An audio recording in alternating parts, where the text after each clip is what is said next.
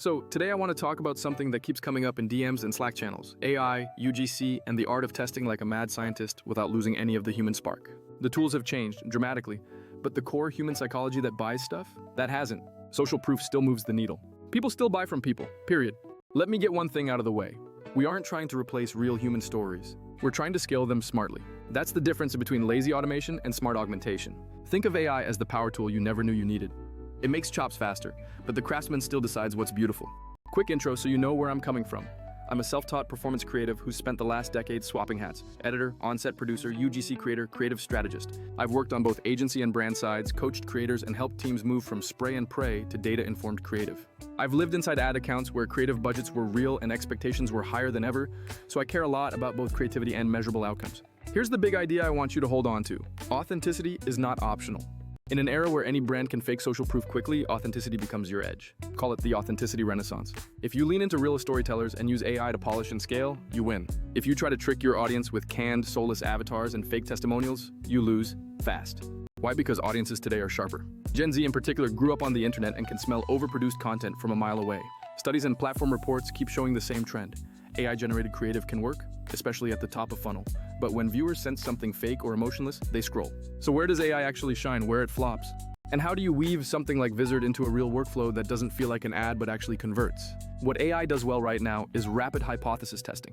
It allows you to run a ton more creative variations quickly and cheaply, which is the low-friction way to find out what hook lands before you spend real money recruiting creators. It excels at repurposing and scaling, as long-form content often has a dozen viral moments that AI can find and turn into short clips or TikTok-ready edits without you manually scrubbing hours of footage. Furthermore, automated tools can handle localization at scale, reformatting, and even voiceovering content for multiple markets, so you don't have to hire a creator in every single country. Deep emotional nuance is where AI still struggles because if an ad hinges on trauma or something deeply personal, real humans need to lead. Trust-sensitive spots, like founder stories, raw testimonials, or medical narratives, should always use real people because believability is absolutely make or break. It also struggles with cultural nuance, as localization goes beyond swapping spellings and actually requires native speakers to nail the right slang and cadence. Here is a practical rule of thumb checklist for that important gut check before you hand any concept to an AI tool. Ask yourself first, is emotional connection core to this story? And if yes, then humans must lead the way. Next, consider if the audience would care if they knew AI was involved, because if that trust breaks, you must go human. Also, if the concept touches on identity, health, or trauma, always default to using real humans. Finally, if the content is mostly factual or demonstrative, like a product demo or a how-to, then using AI is perfectly fine. The sweet spot I keep recommending for everyone right now is actually hybrid content, blending human-first hooks with AI-assisted bodies. For example, a creator can open with 3 seconds of natural, messy eye contact saying something personal, and then the middle of the ad uses AI-driven edits for pace or alternate voiceovers to A/B test. That approach successfully keeps the genuine connection while also multiplying the number of variants you can test. This matters because our brains lock onto human cues in the very first 1 to 3 seconds of any video. If you hook them with that real energy, you've bought yourself valuable time to use AI to optimize or scale the rest of the creative. If you are juggling long videos like webinars, live streams, interviews, or even course lessons, then Vizard is literally made to solve that exact problem. It can automatically find the most viral parts of a long recording and then spit out ready-to-post clips without you having to manually scrub through hours of footage or guess where the good bits actually are. The auto-schedule and content calendar features are clutch if you are trying to stay consistent with your posting cadence without having to hire a full-time dedicated editor. When you compare that to other tools, sure, there are many options available out there. There are static-to-video tools that can generate slick-looking B-roll or avatars that manage to look kind of real. There are also voice tools that can clone accents and morph voices, and storyboard apps that can help you plan out your next campaign. But a lot of those solutions only solve one small piece of the overall puzzle, often costing more as you scale, requiring lots of manual glue work, or creating deliverables that feel sterile. Vizard's key advantage is that it stitches the entire clip lifecycle together. You find the clip, you polish it, you schedule it, and you keep everything organized in a calendar you can actually use. Let's tackle some common objections I hear from skeptical teams right off the bat. The first one is, AI UGC isn't real UGC. And I agree, it shouldn't pretend to be something it is not. The right way to think about it is to use AI for scaling and ideation, not for faking someone's actual lived experience. Another common fear is, it kills creator jobs. But I actually think it shifts the work entirely. Creators who adapt and become more strategic, like creative directors who can also make content, actually command more valuable roles because AI handles the grunt work while humans handle nuance and trust. Then there's the money argument. You save tons of money with AI only, which might look true on paper.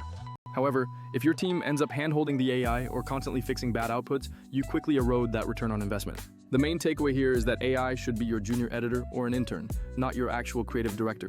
Now here is a concrete workflow that you can literally steal and implement starting today. First, you lock the core concept with a human, defining the hook, the one-liner, and the overall emotional direction for the piece. Next, you use a tool like Vizard to auto-scan your long-form footage and surface about 10 to 15 strong candidate clips for you to review. Then comes human quality control. You pick the top 3 clips, manually tweak the captions, fix any pacing issues, and ensure cultural nuance is perfect. After that, you auto-schedule the variants across all your platforms and let the algorithm run, but you must diligently monitor performance in a dedicated Creative Insights log. Finally, you iterate, asking what hooks are working and what phrasing is resonating, and you use those hard-won learnings to brief your human creators for the very next batch. This entire process is lean, highly repeatable, and it smartly keeps humans in the parts that matter most while letting AI handle the pure task of scale. If you want any chance at long-term brand equity, you absolutely have to play by rules that people respect. You must always get explicit consent for any use of someone's voice or likeness modification, period. You should clearly label AI-generated content where appropriate, since many platforms and regions now have requirements for transparency. Never ever fake testimonials or doctor endorsements, because the FTC and platform guidelines exist for very serious reasons. You also need to regularly audit your content for representation, because diversity isn't just a box to check, it's fundamental to credibility. If you choose to ignore these guardrails, you risk not just steep fines, but also real, long-lasting public relations damage that takes more than a simple apology to fix. Here are a few practical tools that I actually use in my day-to-day work, though this is not an exhaustive laundry list. Storyboarding and creating inspiration boards are essential for communicating exactly what you want from your creators or for any upcoming shoots. Prompt enhancers for copy and brief generation are also key because, as we all know, better prompts always equal better output. You still need dedicated localization reviewers, like native speakers, to catch those subtle tone or slang failures that AI often misses. And that Creative Insights log I mentioned earlier is seriously underrated, because tracking what worked, what failed, and precisely why becomes your single best strategic asset over time. Let's look at a couple of relatable examples you can see yourself in. For a small creator or a solo founder, you might not have a huge budget, but you probably have a long webinar where you teach something that really resonates. In that case, Vizard can auto-extract the clips, you can A/B test 5 different hooks for just a few dollars, and you learn the exact angle that converts before you ever commission external creators. For a mid-sized direct-to-consumer brand that already has creator relationships, the focus is on achieving scale through hybrid ads. That means using those real creator hooks, then blending them with AI-assisted bodies, localized voiceovers for new markets, and finally running the proven winners at maximum scale. Finally, for an enterprise team, the goal is to centralize the content calendar so that regional teams don't waste time reinventing the wheel. Vizard's scheduling and calendar features are perfect for maintaining brand consistency across the board without accidentally slowing down your localized creative output. My final takeaway for you today is that AI is neither the villain nor the absolute messiah. It is purely a multiplier. You should use it to accelerate hypothesis testing, repurpose that long-form gold into short-form hits, and keep your posting cadence consistent with significantly less friction. However, you must always protect the things that genuinely matter, which are trust, empathy, and authentic real human stories. So, I want you to take a moment and ask yourself, what parts of your current creative process are pure grunt work? Those are precisely the places where AI should naturally live in your workflow. And what parts require true nuance, identity, or that critical element of trust?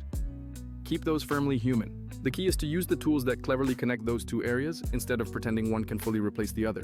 If you want something concrete to try today, pick one long video, run it through an auto clipper, pick 3 candidate hooks, post them as a test across 2 platforms, and track what wins in that Creative Insights log. If one of those initial hooks really works well, the next step is to brief a human creator to shoot a higher fidelity version and then scale from there. That loop, test, humanize, and then scale is truly what wins in the modern creative landscape. All right, I'm done with the lecture for now, so go try that experiment, and please tell me which hook stuck with your audience, because I definitely want receipts.